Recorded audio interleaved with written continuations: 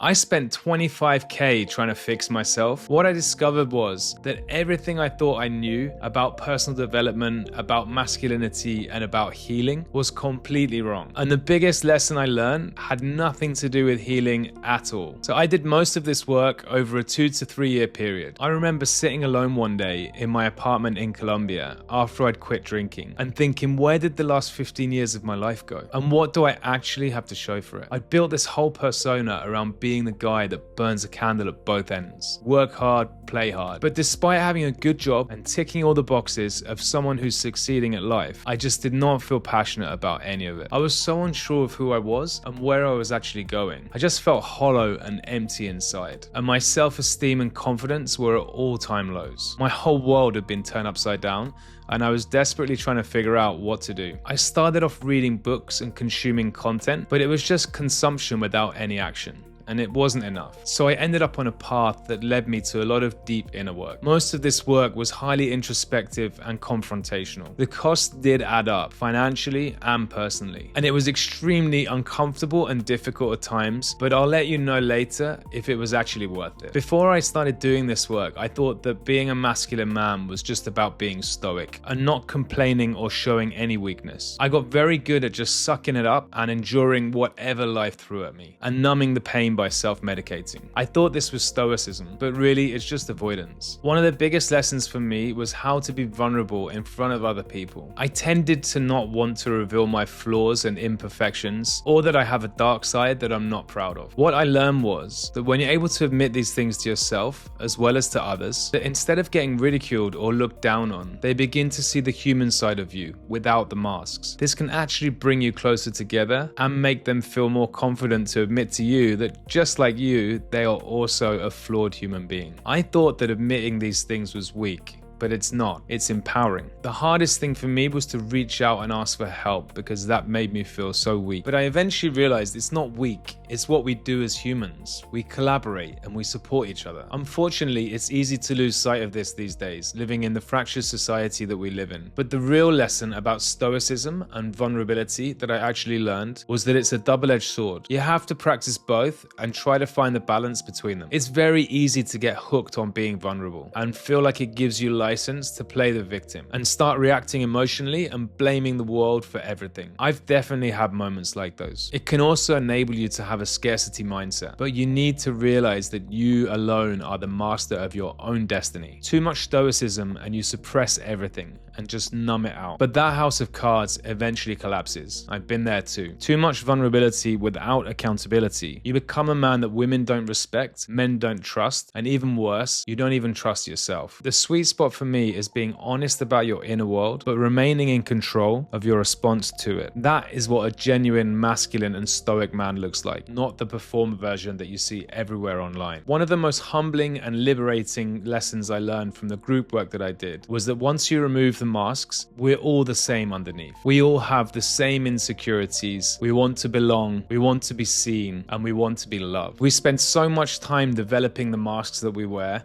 and we put them on so long ago that we forget that we're wearing them and they're not even real. We focus on how unique we are, and we forget that at our core, we're exactly the same as everyone else. It's so easy to feel alone in this world and like no one else would understand, but there are literally 8 billion people on the planet and they're all just like you. So next time you feel alone, try reaching out to a few of them. If you're honest about how you're feeling, they will likely understand and empathize, and you may even find ways to help each other. One of the most important and uncomfortable things that I learned was that you can't just escape from your past or turn it off. I was looking for a silver bullet when I did several ayahuasca ceremonies. It's supposed to be like 10 years of therapy in one night. The reality for me was the absolute opposite. It left me in a far worse state than before, but I'll save that long story for another video. Doing deep inner work is not something you just fix overnight, and it doesn't even heal in the way people imagine. Your past doesn't go away, you just learn to accept it, and you use it as the thing that made you the beautiful human that you are today. You use it for motivation, inspiration, a source of empathy, or for helping others, or whatever works for you. When you spend time trying to heal or fix your past, you get stuck in it, ruminating about what could and should have been. This is how you get stuck in life, repeating the same self-destructive patterns again and again and again. If you integrate it and use it as a lesson and then leave it behind you and move forwards, that is where the real healing happens. I also learned the importance of self-love. I'd heard all these gurus telling me to just love myself and thought it just sounds like a load of nonsense. But the truth is, you have to foster self-respect first, and then you can truly start to love yourself. The respect comes from being authentically and unapologetically the man that you are and standing up for what you believe in. Another big part of self-respect is enforcing boundaries, particularly with yourself. If you can't even do that, then how are you going to do it with other people? I've been the guy who buys gym membership and tells himself he's going to get in shape, promises himself he'll only have 2 or 3 drinks tonight, and that next week is going to be the week that he starts the big business project he's been planning to work on, only to do absolutely none of it. When you do that, on a subconscious level, you're communicating with yourself, I don't believe in myself, and my boundaries are not important. That's just going to destroy your self-esteem and make you feel completely helpless. I can tell you, I've been the sheriff of that town, and it's not one I advise visiting anytime soon. Even if you just pick one area of your life and start working on it and make it a non-negotiable, and if you're not already, I recommend it being getting in shape, then it starts having a huge knock-on effect on other areas of your life. Become a doer, someone who sticks to his own word to himself and has his own back, and you'll respect yourself more. Then you can start really knowing your worth and treating yourself accordingly, and truly refusing to accept any less than you deserve. Once I started doing this, loving myself became a whole lot easier. Another area key to self-love is how we talk to ourselves in our head. Mine used to be brutal. I used to talk to myself in a way that I would never talk to someone that I cared about. Every mistake was met with harsh criticism and zero praise for any accomplishments. This would then make me feel less inclined to actually try and fix my shitty situation, and the negative feedback loop was completed. Eventually, after a lot of work, I realized that I do care deeply about myself and want the best for me. So I began to love myself, and I started treating myself the way that I would treat anyone else that I love. So now, instead of beating myself up, I remind myself that I'm just an imperfect human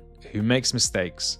I forgive myself, and I move on. But the biggest lesson wasn't about healing at all. It was about responsibility. Not responsibility in the traditional sense, but being responsible for my actions, owning my failures, and above all, being responsible for my emotions. I realized that yes, I have a past. We all do. And yes, it still affects me today in some way. But that does not give me permission to stay stuck, play the victim, or use it as an excuse to not become the man that I want to be and a man that I'm proud of. For years, I used to tell myself that certain things, including some of my dreams, were impossible. Why now wasn't the right time, or it was too difficult, or that I wasn't ready. What I realized was that all of these are excuses. So I had to man up and accept that no one was coming to rescue me, and that for better or worse, my entire life situation was of my own doing. No one else to blame, just me. And that was when everything changed. So the moment you accept full responsibility for your life, including all of the excuses and all of the failures, and get out of your own way and start really taking action in a purposeful way, that's the moment you'll start to really become free. So was it a good investment of my time and money? If I'm honest, over the years, I've invested successfully in businesses, the financial markets, and real estate, but nothing has given me a better return than the 25K that I invested in myself. So to recap, you need stoicism and vulnerability, but you need to learn how to calibrate them. Trauma doesn't really heal, you just integrate it and use it for good. Real masculinity is character and integrity, not aggression and performance. Self-love and self-respect are deeply intertwined, and you need one to have the other. Start taking real responsibility and you'll finally put yourself in the position to have the life that you want. The inner work is by far the most important thing you can do, but it's so often left until last or until you desperately need it. I know it can be hard to admit to yourself that you need to do this work, but it really underpins